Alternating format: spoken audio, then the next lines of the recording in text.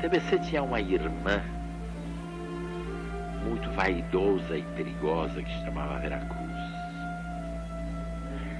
Essa Veracruz era aquela irmã gastadeira, sabe? Que se veste muito bem, que faz várias loucuras e encontra pobre irmã que costura toda noite, compreendeu?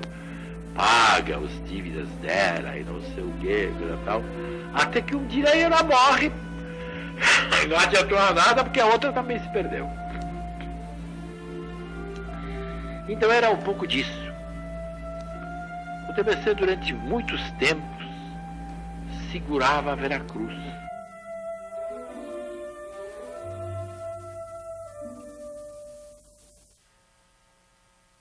O Franco Zampari, homem maravilhoso, extraordinário, e que no fundo o que ele queria mesmo era fazer teatro também.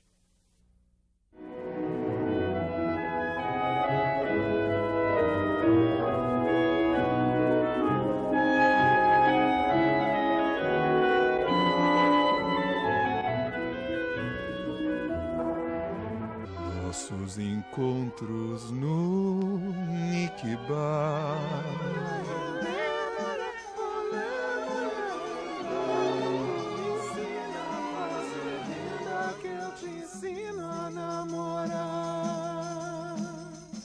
Esse homem que não gostava de aparecer foi o responsável, em São Paulo, pela explosão de duas artes, o teatro e o cinema.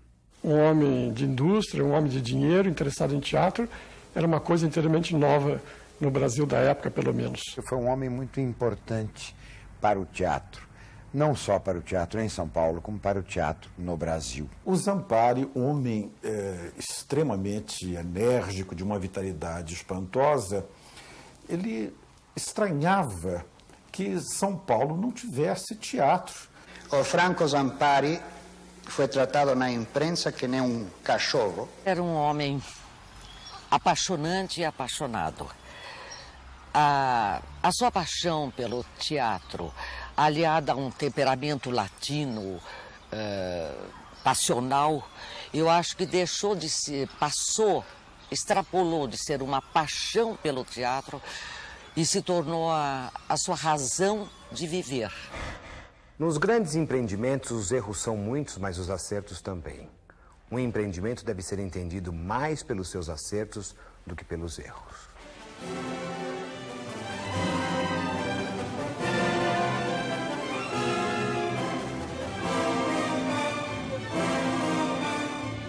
Franco Zampari chegou ao Brasil em dezembro de 1922. Engenheiro italiano, veio a convite de seu amigo Francisco Matarazzo Sobrinho para organizar a Metalúrgica Matarazzo. Apaixonado por teatro, logo se tornou frequentador do Teatro Municipal, onde mantinha 2 cadeiras permanentes. Assistia a todos os espetáculos, a maioria deles apresentados por companhias estrangeiras.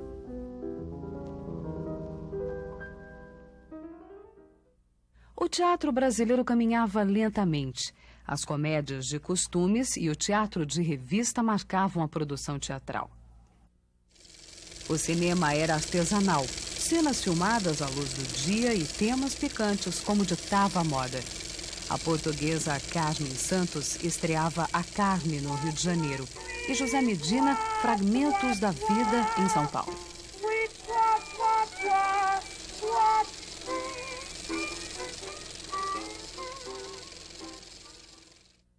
A quebra da Bolsa de Nova York em 29 abalou todo o sistema político e social vinculado ao café.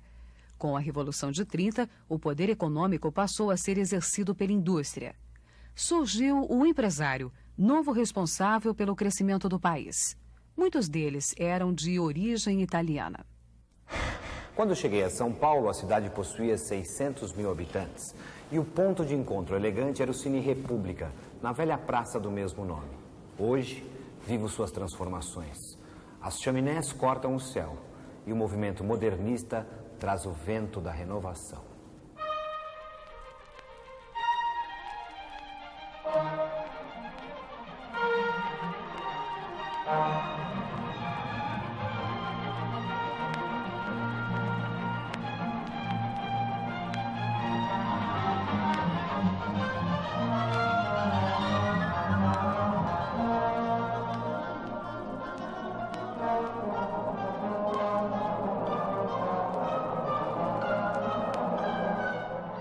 Senti que, tendo recebido tudo em São Paulo, precisava devolver alguma coisa à cidade. Sendo um parque industrial de primeira ordem, com um movimento de renovação literária que se reafirmava, São Paulo não tinha ainda um teatro. Daí, a minha ideia de criar o TBC. O Rio de Janeiro concentrava os acontecimentos culturais.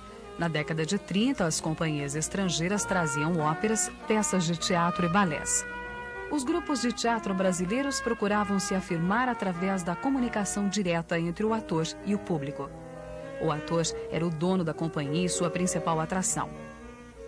Procópio Ferreira, Jaime Costa e Dulcina de Moraes traduziam bem essa característica. A marca registrada do seu repertório era o humor, mas havia lugar para dramas estrangeiros e algumas peças nacionais. O teatro profissional da época tinha vários defeitos, uma maneira de falar muito artificial, um repertório muito superficial também.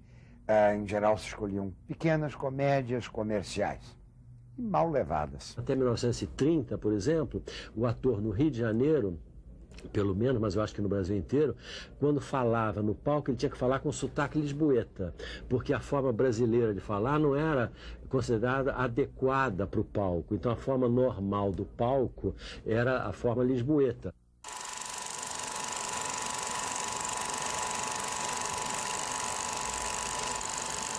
Os filmes Tesouro Perdido, Brasa Dormida e Sangue Mineiro formaram o ciclo Cataguases e consagraram o mineiro Humberto Mauro como diretor. Antes mesmo do período do cinema falado no Brasil, antes mesmo da Cinédia, você já tinha o sonho da indústria cinematográfica, sei lá, espalhado por toda parte.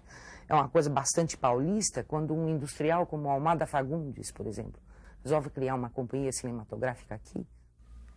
Quando o som invadiu as telas do cinema, a produção cinematográfica no Brasil estava concentrada no Rio de Janeiro. 2 estúdios de cinema surgiram em bases industriais. A Cinédia, de Ademar Gonzaga, e a Brasil Vita Filmes, de Carmen Santos. Influenciados por professores europeus, estudantes universitários formaram os grupos amadores de teatro. No Rio, o Teatro do Estudante, de Pascoal Carlos Magno. Em São Paulo, o Grupo Universitário de Teatro de Décio de Almeida Prado e o Grupo de Teatro Experimental de Alfredo Mesquita. Em 42, eu abri uma livraria, chamada Livraria Jaraguá, na Rua Marconi. Essa livraria foi assim, um centro de cultura e de reunião de artistas intelectuais. Manifestações culturais semelhantes se espalham pelo Brasil numa resistência à censura do DIP, Departamento de Imprensa e Propaganda. Em resposta a essas manifestações, Getúlio Vargas criou o SNT, Serviço Nacional de Teatro. O Brasil produzia muitos filmes. As chanchadas da Atlântida enchiam as salas dos cinemas. No circuito fechado dos cineclubes, um pequeno público assistia a clássicos do cinema mundial. No Rio de Janeiro, Ziembinski provocou a grande transformação do teatro brasileiro, dirigindo a peça Vestido de Noiva, de Nelson Rodrigues, encenada pelo Grupo dos Comediantes.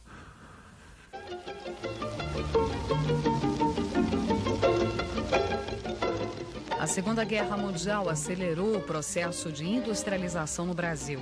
São Paulo foi assumindo um aspecto de metrópole e atraiu artistas intelectuais que vieram para cá desiludidos com as consequências da guerra. Casado com uma brasileira de família tradicional paulista, Débora Prado Marcondes, Franco Zampari reunia em sua casa industriais italianos e a elite intelectual paulistana. Essas reuniões acabaram criando uma espécie de bodega dell'arte, a moda italiana. A convivência com esses grupos só veio reforçar o interesse de Zampari pelas artes e principalmente pelo teatro. Ele assistia a todos os espetáculos que apareciam de companhias estrangeiras, de companhias nacionais vindas do Rio de Janeiro e de teatro amador, que era uma coisa muito difícil ter um público para teatro amador. Eu tive uma ideia, fazer um apelo ao público. Eu fui à boca de cena e expliquei a razão daquele espetáculo, e dizendo, vejam aí as dificuldades com que nós lutamos. Uma única pessoa no teatro inteiro respondeu ao nosso apelo. E essa pessoa foi Franco Zampari. E este homem se apaixona por teatro. Escreve uma peça de teatro. A peça é montada em casa do Paulo Assunção, de quem ele era muito amigo, e representada pelos Granfinos, dirigida por Abílio Pereira de Almeida. Aí o vírus do teatro estava inoculado na família.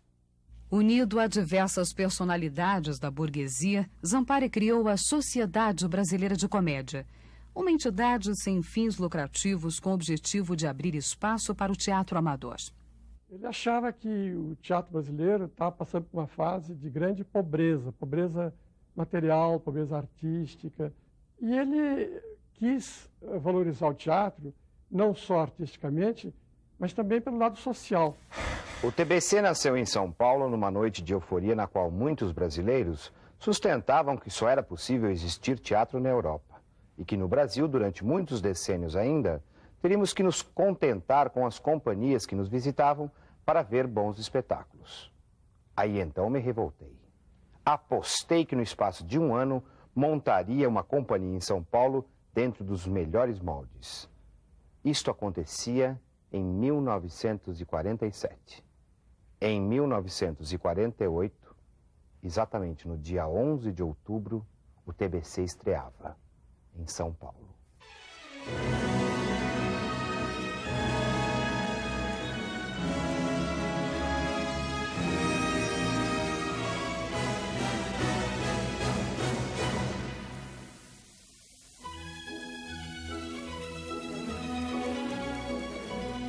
O Teatro Brasileiro de Comédia estreou com 2 espetáculos. Henriette Morinot representando o monólogo de Jean Cocteau, La Voix Humaine. Allô, allô, mademoiselle, on me sonne et je ne peux pas parler. Il y a du monde sur la ligne. Dites à cette dame de se retirer.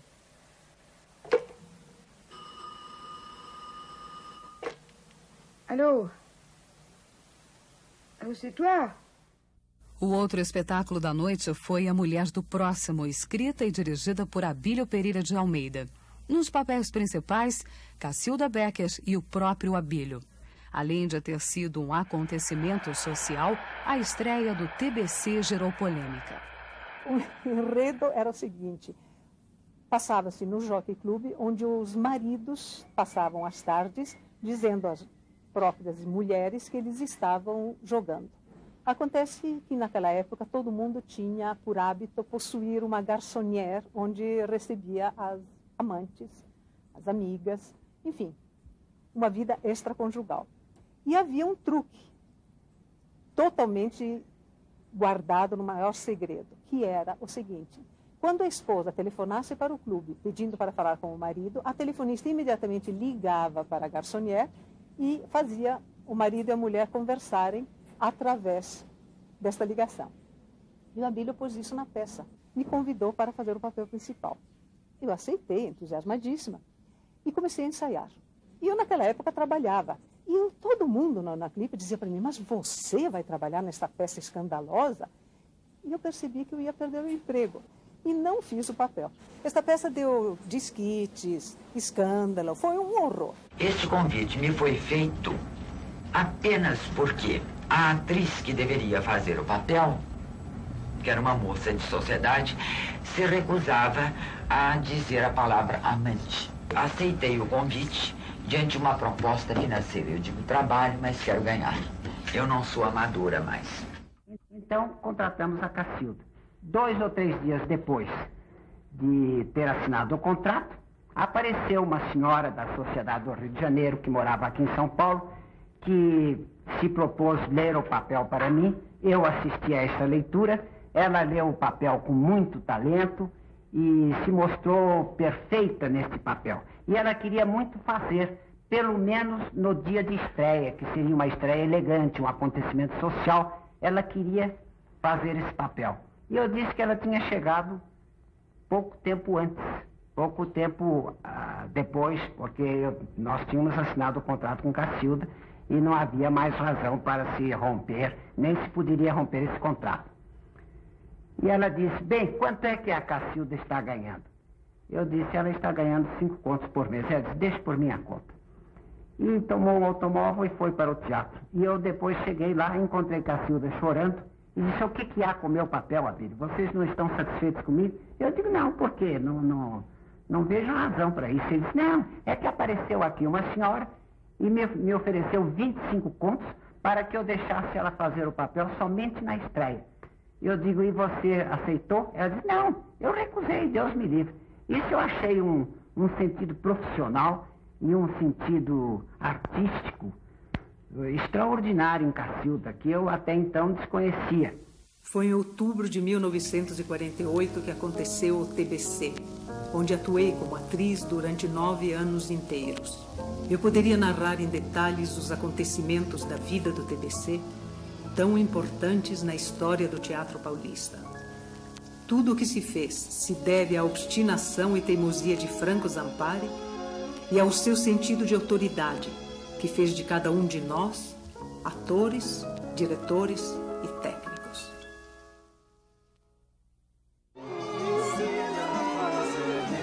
Que eu te ensino a namorar.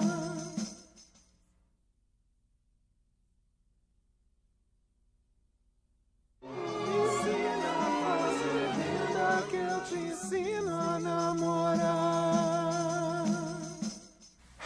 O TBC não foi feito para dar dinheiro.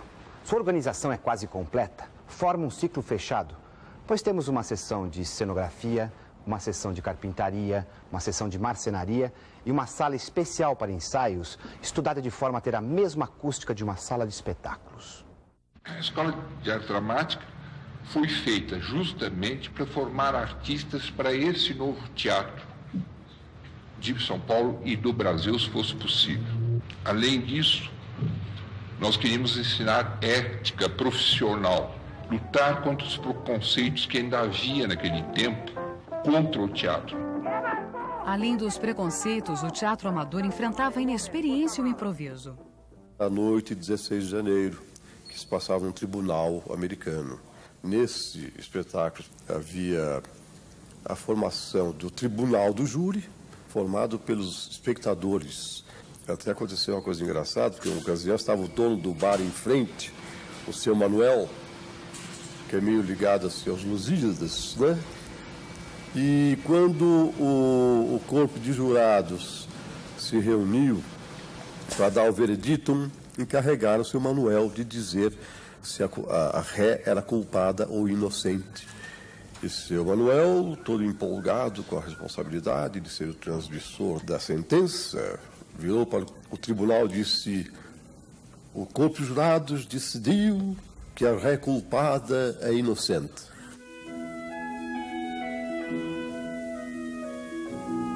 Franco Zampari não se limitou a financiar grupos amadores. Inaugurou o TBC e realizou sua verdadeira proposta: enriquecer a cultura brasileira com o teatro de alto nível.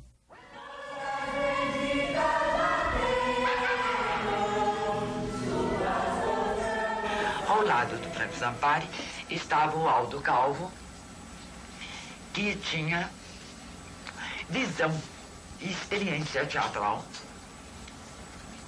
inestimável, e propôs ao Franco Zampari a profissionalização do teatro, mandando chamar na Argentina o Adolfo Celli. Eu que tinha pensado de ficar lá um mês e ir embora, porque tinha passagem de volta para a Itália, comecei a pensar que isso poderia ser uma solução para experimentar coisas novas, liberdades, fazer um teatro em que tinha condições econômicas de se poder se manter e ao mesmo tempo implantar um teatro estável. A história do TBC, a história do Teatro de Milão, o Teatro de Milão nos ganha de um ano, não de mais. Quer dizer, com inexperiências que eles tinham naquela época, quase como as nossas inexperiências. É claro, tiveram outra bagagem cultural atrás em Milão que permitiu a eles de manter um rigor no repertório pelas ajudas do governo, digamos, também ao Teatro de Milão, que nós em São Paulo não tínhamos. A peça Nick Bash, Álcool, Brinquedos e Ambições, de William Saroyan, dirigida por Adolfo Celli, foi a primeira montagem profissional do TBC. Madalena Nicol, Cacilda Becker e Maurício Barroso fizeram com Nick Bash 50 apresentações. Madalena Nicol foi a primeira atriz a deixar o TBC para montar sua própria companhia. A profissionalização melhorou a qualidade dos espetáculos. A programação do TBC buscou uma variedade de temas para ampliar o mercado consumidor do teatro. Novos diretores foram contratados para cumprir o ritmo das estreias. Zampari convidou Ruggero Giacobbi, formado pela Academia de Arte Dramática de Roma.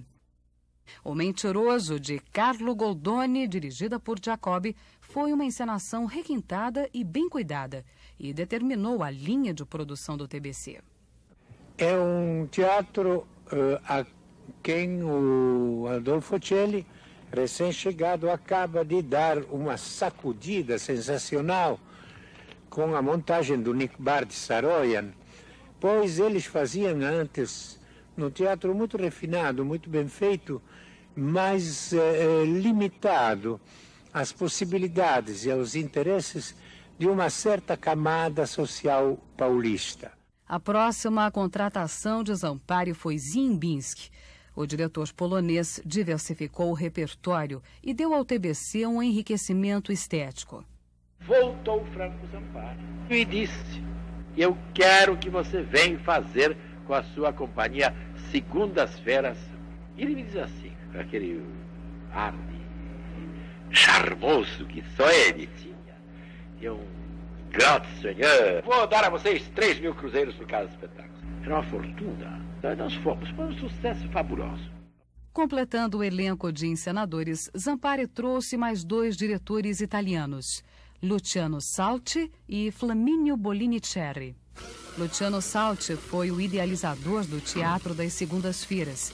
A proposta era ocupar o único dia vago do TBC com peças experimentais encenadas pelo próprio elenco. O Anjo de Pedra, do Tennessee Williams, foi realmente um dos espetáculos que até hoje eu posso dizer um dos mais belos e perfeitos. Com uma distribuição perfeita, que era uma das grandes qualidades, e a direção do Luciano Salti, que foi um dos melhores diretores que já passou pelo Brasil. Flaminio Bolinicerri era o diretor mais jovem do TBC. Surpreendeu pela técnica usada na preparação dos atores. Introduziu o método Stanislavski, a incorporação do lado psicológico do personagem pelo ator. Ralé, de Máximo Gorki, dirigida por Bolini, foi uma das peças mais importantes da evolução do TBC. Os diretores italianos adotaram o neorrealismo, um movimento que vinha acontecendo na Itália. Ziembinski trabalhou o expressionismo alemão. A luz era a base do seu trabalho. Esses diretores proporcionaram ao elenco do TBC um alto nível de aprendizado. Cada um tinha sua técnica, seu sistema. A programação era muito eclética. Cada diretor escolhia o que queria apresentar. Os atores puderam conhecer vários estilos e representar de várias maneiras. Esses diretores trouxeram um rigor na fabricação de espetáculos, mas trouxeram uma ideologia que não tinha nada a ver com a brasileira. Os diretores eram excelentes, né? O Celli, o Salti, o Bolini, né? O Ziembinski, né? E uma série de diretores que vieram trabalhar ali da maior importância, né? E eu tenho que falar bem deles, não vou cuspir no prato que comi, porque eu fui assistente desses diretores e aprendi muito. Foi uma grande escola para mim, foi uma universidade para mim. Hoje eu só conheço o palco, foi devido à influência do Ziembinski, foi a influência do Celli, eu conheço o palco, né? Os metros quadrados que tem lá, né? Eu comecei da melhor maneira possível, no TBC, com atores fantásticos, colegas fantásticos e, principalmente, pela mão de Franco Zampari. Os atores viam o Franco Zampari como uma espécie de salvador da pátria. Durante a noite, na hora de dormir, todo ator brasileiro rezava que Deus nos ampare. porque o Zampari era praticamente um deus dentro da nossa constelação pequena do teatro brasileiro. Franco Zampari era essencialmente um empresário. Não escrevia, não dirigia, não atuava, mas interferia em todos os sentidos e procurava fazer do teatro brasileiro de comédia uma companhia respeitada. Proporcionava uma estrutura capaz de atender a todos os elementos necessários para se montar um espetáculo. Eu acho que ele morria de inveja da gente no palco. Aquela inveja gostosa, aquela inveja que devia ser para ele maravilhoso. Ele respirava o teatro. O TBC introduziu uma nova sistemática de trabalho na arte de fazer teatro. Contratou um elenco permanente, bons cenógrafos, iluminadores e um equipamento de cena atualizado. Porém, foi muito criticado por não ter privilegiado uma dramaturgia nacional. A única coisa que o TBC não fez foi não ter se voltado, talvez, aos aspectos de uma dramaturgia brasileira. A escolha das peças, que é uma coisa importantíssima no teatro, que é a escolha do repertório, eu acho que se fazia através de uma união entre ele, que era o empresário, Franco Zampari, e os encenadores. Não havia teatro político no Brasil por uma razão muito simples, porque o teatro estava relegado a uma faixa de espectadores de burguesia que não tinham nenhuma preocupação sequer literária. A Ronda dos Malandros nasceu da ideia muito ingênua da minha parte de encenar a Drei Groschen Oper de Brecht com as músicas de Kurt Weill. Isso é o que eu queria fazer. Vendo que a censura nunca teria aceito esta obra, era um espetáculo absolutamente fora do comum e fora das regras para a época, que era uma época de respeito absoluto pelos textos escritos. Esse texto que não se sabia se era do autor ou era do encenador ou era de uma equipe, era alguma coisa, na época, inconcebível. O problema da saída, quer dizer, do Ruggero está ligado ao fato de que ele montou lá a Ronda dos Malandros e o Ruggero fez uma adaptação. Parece que, como a peça é uma peça de fundo muito anarquista, ela não se coadunava muito com o espírito dos patrocinadores do TBC. Eu cheguei para fazer espetáculo e tarde, não é? Para fazer ensaio, tudo isso. O seu Franco Zampari quer falar com o senhor. E acabou-se o que era doce. Você me esquece, senta aqui. Eu tenho uma coisa muito desagradável a te dizer. Imagine. Me estrearam aqui a ópera de 2 e 3 vinténs. Você compreende? Eu não posso ofender os meus amigos. O espetáculo está lotando toda noite. É verdade, lotado toda noite. Eu vou tirar o cartaz. Porque os meus amigos graupinos se sentem ofendidos com esse espetáculo. Olha o que o Jeremy fez. Tudo isso é uma provocação. Eu tenho amigos aqui na plateia, eu não posso permitir isso. Ele deixou, tirou. Perdeu tudo que empregou. Perdeu a peça de incrível sucesso porque achou que os amigos dele foram agredidos pela peça. Alguns atores do TBC frequentavam as reuniões do Bodega dell'Arte na casa de Zampari. Em um desses encontros, Aldo Calvo levou uma câmera de 8 milímetros e fez um filme, O Roubo do Diamante, roteiro de Zampari e direção de Adolfo Celli. Uma semana depois, a exibição deslumbrou os espectadores. A pequena plateia concluiu que fazer cinema era muito fácil. A Sociedade Brasileira de Comédia fundou a Companhia Cinematográfica Vera Cruz.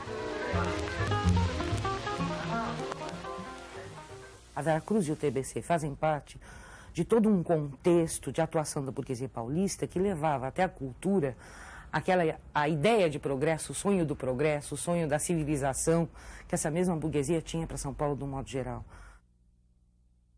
A Veracruz foi instalada em São Bernardo do Campo, em um terreno de 30 mil metros quadrados, onde funcionava uma antiga granja pertencente a Titilo Matarazzo, o primeiro diretor-presidente da companhia. Franco Zampari era o vice-presidente.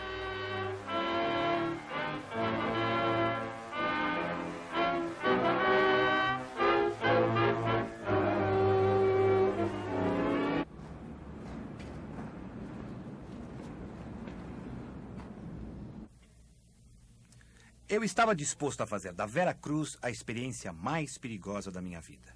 Acreditava no talento brasileiro. Estava disposto a perder quanto dinheiro fosse necessário nos primeiros anos. Depois, tinha certeza, a coisa melhoraria. Afinal, somos ou não somos brasileiros um povo de heróis? A Veracruz surgiu talvez como uma ação entre amigos, surgiu de uma ilusão, talvez, desse grande visionário que foi o Franco Zampari, de achar que a qualidade empreendedor que ele tinha desenvolvido na metalúrgica Matarazzo, como um industrial paulista, poderia ser transposta tal qual para a indústria cultural que ele pretendia criar, que era o cinema. Na instalação dos estúdios da Veracruz, Franco Zampari contou com a colaboração de Alberto Cavalcante, cineasta brasileiro que trabalhava na Inglaterra. Cavalcante assumiu o cargo de diretor-geral de produção da companhia. Contratou uma equipe de técnicos europeus para iniciar as filmagens da Veracruz.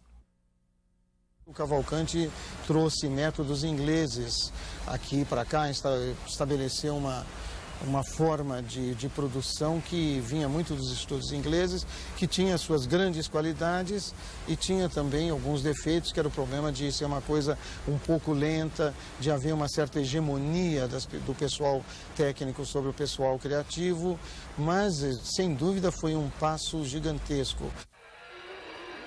A primeira produção da Veracruz foi Caissara, um roteiro italiano adaptado e dirigido por Adolfo Celli. Alberto Cavalcante era um homem de uma cultura invulgar, uma cultura geral muito grande. Ele era o único que entendia realmente de cinema.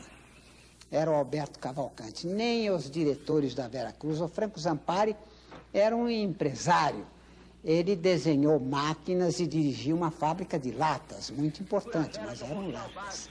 E o Cavalcante era o homem de cinema, mas, justo ao contrário do Franco Zampari, ele era um homem de cinema de arte. Ele não queria nada com empresa, não dava bola para a questão de dinheiro. No Caissara, eu filmei com uma segunda unidade a cena da minha morte.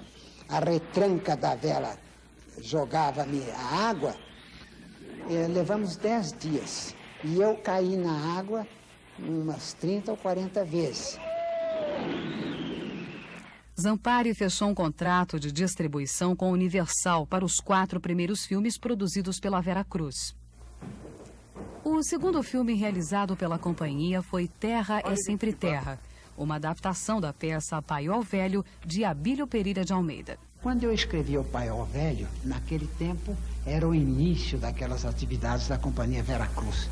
E quando o Cavalcante, o Alberto Cavalcante, que era o produtor-geral da Veracruz, leu a peça, ele disse: Abílio, esta peça vai ser a segunda fita da Veracruz. Dentro do que o filme se propôs, dentro de um movimento de renovação do cinema, foi um filme de um padrão artístico muito bom, mas é um filme lento, pesadão. Como no Teatro Brasileiro de Comédia, Franco Zampari contratou para a Veracruz um elenco permanente. Esses atores ganhavam altos salários e tinham vários privilégios. A imprensa e o público os tratavam como estrelas de Hollywood. A Veracruz foi elaborada nos moldes do cinema europeu. Com ela, aconteceu a grande revolução técnica do cinema brasileiro. O que isto sim a Veracruz fez foi cumprir uma etapa fundamental do processo. A famosa industrialização do cinema brasileiro, da qual se falava desde os anos 20, não aconteceu antes da Veracruz, efetivamente. Industrialização no sentido da fábrica de filmes, que era o que dizia o Zampari. Industrialização no sentido da produção corrente, da produção em série durante 4 anos a fio, que resultou em 18 longas-metragens e vários curtas. Da produção com uma equipe contratada e permanente. da produção com equipamento equiparável ao melhor equipamento que havia nesse momento em qualquer parte do mundo. Descobri que o cinema só dá certo quando se domina integralmente o mercado interno. Houve muito desperdício e não se reconheceram os méritos de um cinema de autor. A Vera Cruz encarnou o mito do cinema industrial. E foi por isso que as imagens do país desse cinema entraram nas palavras das canções.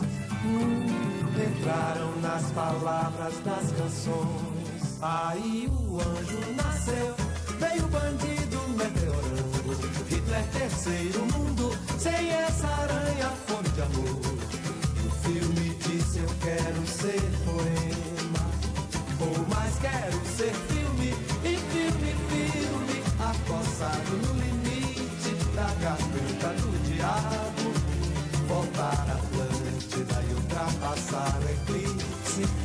Matar o ovo e ver a Vera Cruz. E o samba agora diz: eu sou a luz. Ensina a fazer vida que eu te ensino a namorar.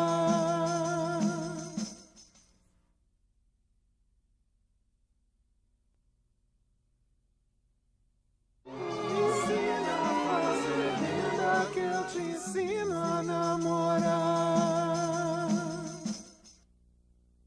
O TBC se firmava, o teatro lotava diariamente. A Vera Cruz se expandia e cruzava fronteiras. O Cangaceiro, direção de Lima Barreto e fotografia de Chick Foll, ganhou o prêmio de melhor filme de aventura no Festival Internacional de Cinema de Cannes, em 1953, e menção especial para a música.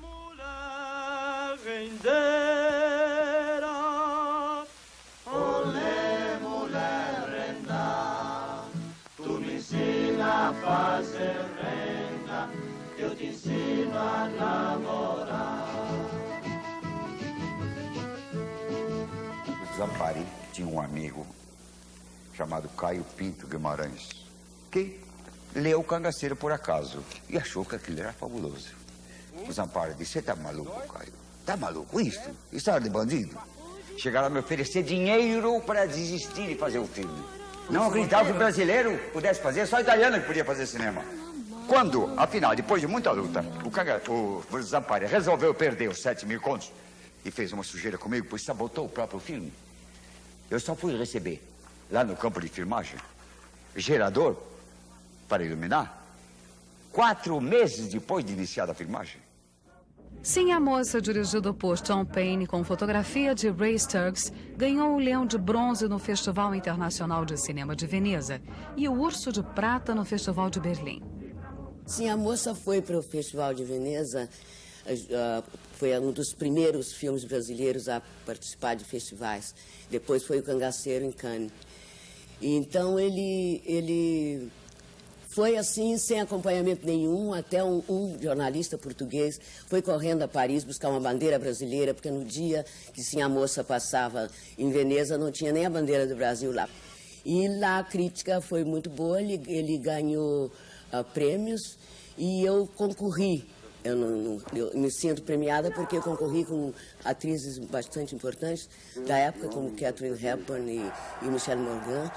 E Lily Palmer. E eu perdi por 2 votos para Lily Palmer, quer dizer, eu me sinto premiada. Apesar do prêmio, a imprensa criticou muito a Vera Cruz porque o filme foi uma adaptação do romance de Maria Dezone Pacheco Fernandes, esposa do presidente do Banco do Estado de São Paulo, entidade que financiava a companhia. O Cangaceiro e Sim a Moça bateram recordes de bilheteria. A batalha do cinema nacional está ganha. Ao mesmo tempo, as encenações do TBC se caracterizavam por um formalismo estético. Foi importante o TBC? Foi. Muitíssimo. Mas, ao mesmo tempo, trazia, no bojo da sua renovação, trazia alguns elementos que tinham que ser combatidos, porque a gente não podia continuar pensando em italiano, a gente tinha que pensar brasileiro, tinha que pensar São Paulo, tinha que pensar com a nossa cabeça e não apenas sermos intérpretes de pensamentos e sensibilidades alheias. Dentro do repertório do TBC, Abílio Pereira de Almeida era um dos poucos autores brasileiros que tinham seus textos encenados. Ele retratava a burguesia paulista de maneira irônica. Abílio também atuava e dirigia na Companhia Cinematográfica Veracruz. Quando se iniciou um terceiro filme no Rio Grande do Sul, que se chamava Ângela, também com uma história idealizada por Cavalcanti, aí houve uma ruptura, romperam relações o Cavalcanti e a Veracruz. Numa emergência, o Franco Zampari mandou a mim e ao Tom Penny assumirmos lá a direção e a produção do filme. E nós tínhamos 2 filmes em mira nesse tempo. Era o Ângela e era um filme do Mazzaropi chamado Sai da Frente. Então eu combinei com o Tom Penny que ele dirigiria o Ângela e eu dirigiria o Sai da Frente. E assim foi feito. Para substituir Cavalcanti, foi contratado Fernando de Barros, que vinha com a proposta de fazer filmes mais baratos em prazos menores. Fernando de Barros trouxe da Atlântida Anselmo Duarte. A primeira produção de Fernando de Barros foi Tico-Tico no Fubá. O filme estourou o orçamento previsto. Na Veracruz, roubava-se tudo. Tudo era roubado. Fazia-se um filme, gastava-se tapetes, gastava-se cortinados, e madeirame, e o diabo, e vestidos, para fazer outro filme. Precisava comprar tudo de novo, porque tudo tinha sido roubado. Entre os técnicos europeus contratados pela Veracruz estava Oswald Raffenrichter, um alemão mestre em montagens curtas e rápidas. Raffenrichter jamais aprendeu português e não conseguia entender o enredo e o senso de humor de alguns filmes. Isso gerava desentendimentos entre o montador e os diretores, o que causava um grande desperdício de filme. A mesma cena tinha que ser refeita várias vezes até se chegar a um acordo, pois Raffenrichter cortava muito. Apesar das dificuldades, ele formou uma geração de montadores no Brasil. Nós tínhamos um editor, um montador, que era Oswald Raffenrichter, de modo que ele era o responsável pela edição. Ele estava acima do diretor do filme. Todo o filme, depois de filmado, o copião ia para lá, para a sala de montagem, para o Raffenrichter cortar e editar o filme. E no Sai da Frente, ele não achava graça nenhuma nos Mazzaropi. Ele jogou metade do filme fora. E eu brigava, não adiantava nada. Quando nós assistimos a estreia do filme no Marachá, ele disse, meu Deus do céu, eu que joguei metade dessas coisas fora, eu não entendi essas graças. Eu disse, pois é, não foi por falta de eu discutir e de eu exigir. Você jogou mesmo. Quem descobriu o Mazzaropi para o cinema foi o Tom Penny. Ele fez um teste conosco, mas nem foi necessário, porque o Mazzaropi abria a boca, a equipe inteira ria, caía na gargalhada. O homem tinha mesmo uma comicidade inata, estava dentro dele esta verve, né? Os filmes de Mazzaropi produzidos na Veracruz fizeram parte de um momento de transformação da companhia. Os problemas financeiros provocaram a implantação de 3 linhas de produção. Uma linha mais popular com filmes como Família Lero-Lero, Candinho e Uma Pulga na Balança. As superproduções voltadas para exportação, Sim a Moça, O Cangaceiro e Tico-Tico no Fubá. E uma linha mais refinada para o mercado interno, Apassionata e Veneno. O projeto de distribuição da Veracruz fazia supor uma exportação da produção brasileira, como acontecia em todos os países do mundo. A indústria cinematográfica, os produtores, eles fazem 10 filmes e um dos filmes é aquele que vai obter um sucesso internacional que acaba levando consigo, carregando consigo outros filmes de menor impacto, de menor interesse para o público. E, no caso, a Veracruz só não imaginou que quando ela tivesse nas mãos um sucesso internacional, que ganhou um prêmio num festival e que poderia constituir uma grande renda para a companhia, ela fez um contrato com a Columbia Pictures que foi inteiramente danosa para a produtora, porque ela vendeu a preço fixo o filme para o exterior, antes que ele obtivesse aquele sucesso de público, e no instante que esse filme passou a render em vários outros mercados no exterior, a Veracruz realmente não usufruiu, não teve nenhum benefício. Quer dizer, todo o lucro, digamos assim, ficou com a Colômbia. Os sinais de falência da Veracruz eram evidentes. A produção de filmes foi diminuindo. A empresa estava endividada. Eu acho que, no fundo, a Veracruz faliu porque o Franco Zampari se agarrou no seu sonho. Ele não quis desmontar a Veracruz, não quis abrir mão da fábrica, não quis acabar com os estúdios para eventualmente pagar suas dívidas. Ele não quis terminar um processo e começar outro. Floradas na Serra, dirigido por Luciano Salti, foi a última produção da Veracruz de Franco Zampari. Como a Veracruz, o TBC também passava por dificuldades. Adolfo Celli e Luciano Salti deixaram o teatro para fazer cinema. Alguns dos principais atores saíram para formar suas próprias companhias. Após a saída de Nídia Lícia e Sérgio Cardoso, saíram Paulo Altran, Tônia Carreiro e Adolfo Celli. Em seguida, Cacilda Becker, Valmor Chagas, Cleidiácones e Ziembinski. A saída do Celli foi para mim uma desilusão. Celli era o sucessor do meu trabalho aqui no TBC. Os melhores elementos do teatro da época, quando começaram no TBC, os que em seguida abriram suas próprias companhias, também saíram do TBC. Então aquilo bifurcou. Foi uma rede se abrindo e o teatro todo se beneficiou com aquela origem que foi o TBC. A mesma coisa a Veracruz, que criou nomes dentro da cinematografia nacional que até hoje funcionam, além da aparelhagem que hoje ainda é usada, e dos técnicos e dos assistentes dos técnicos, porque nós todos começamos na Veracruz. Os técnicos europeus que saíram da Veracruz deram origem ao cinema publicitário no Brasil. O cinema publicitário foi fundamental para o próprio desenvolvimento posterior da produção cinematográfica corrente no Brasil. Foi o que possibilitou não só a importação de equipamentos atualizados, que os produtores normais de longa-metragem não tinham cacife para poder bancar e o cinema publicitário, sim, mas a permanência da própria atividade técnica constante.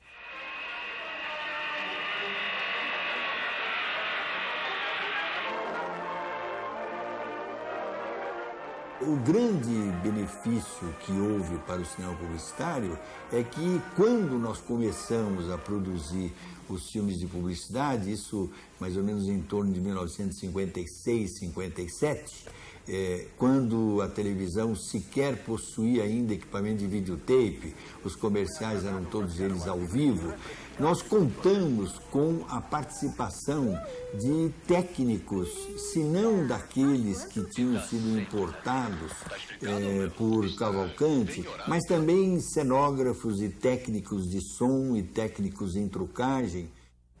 Uma tendência nacionalista tomou conta do país e do mundo no final da década de 50.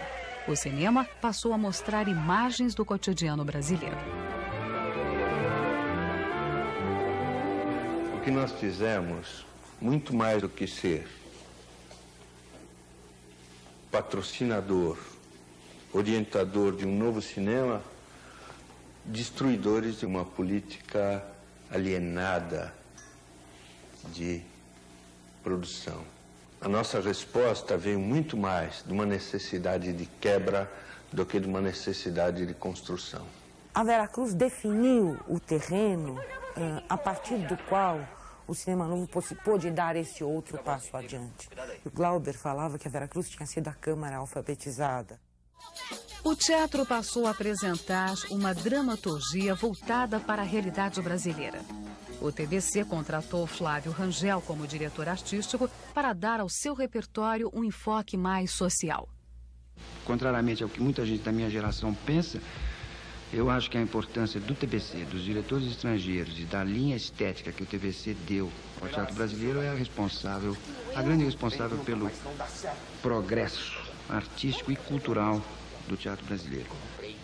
O Franco Zampari me deu O Pagador de Promessas, que tinha sido uma peça escolhida por ele. E ele então me disse que queria um repertório brasileiro e queria uma visão brasileira para os destinos do TBC. No momento final do TBC, sob o comando de Franco Zampari, a peça Os Ossos do Barão, de Jorge Andrade, com direção de Maurice Vanneau, foi o maior sucesso de bilheteria de toda a história do TBC. A última peça encenada no TBC foi Vereda da Salvação. O espetáculo tinha 40, 50 pessoas na plateia, né?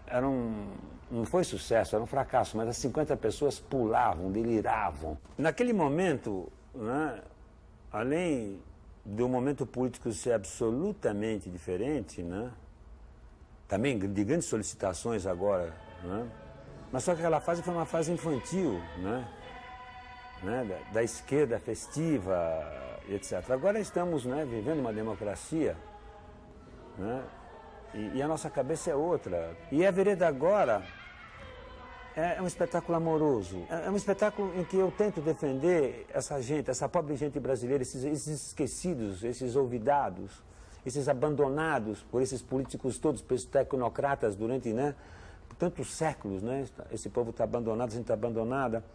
E, no entanto, eu quero dizer, não é essa gente esquecida que opta o seu caminho em determinado momento, e que pega uma arma na mão, e que se torna, né, e que se torna messiânico, fanático. Não é uma escolha dele. A escolha foi nossa. Fomos nós que encurralamos essa gente. De uma certa maneira, nós todos somos filhos do TBC, eu acredito. Eu acho que o TBC foi o grupo que realmente organizou e estruturou a sua estética.